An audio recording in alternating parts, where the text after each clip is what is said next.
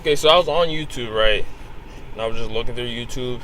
On my homepage, I see this video for Kyrie Irving's senior mixtape. So I watched the video, and then I looked in the comments. It was interesting just to look back, because this was like 2010. This was like 2010, and people had mixed feelings about him.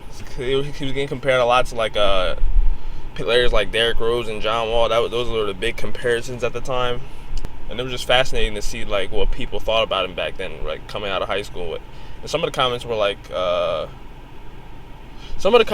were a year after that video was made, like after his freshman season at Duke, where he played 11 games. Okay, so here's some of the interesting comments I found. I just don't see Kyrie making it into the pros with those moves to the basket against the bigs in the NBA who will either have to shoot or assist more. Harrison Barnes should have a problem at the rate he's developing.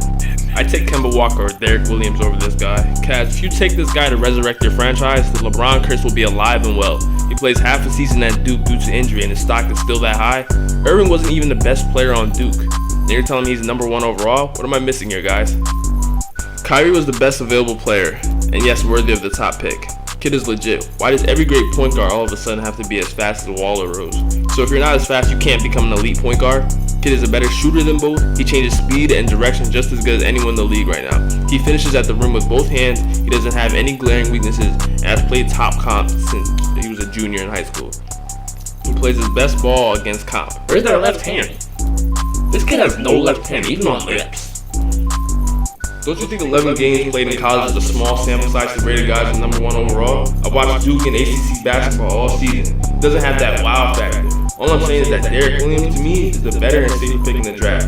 And Cleveland made a huge mistake passing up on him. Of course, he's no John Wall or Derrick Rose. I'm calling it right now. Kyrie Irving will be a huge bust. If I'm wrong, I'll be a man and own up to it. Man up to you, bum.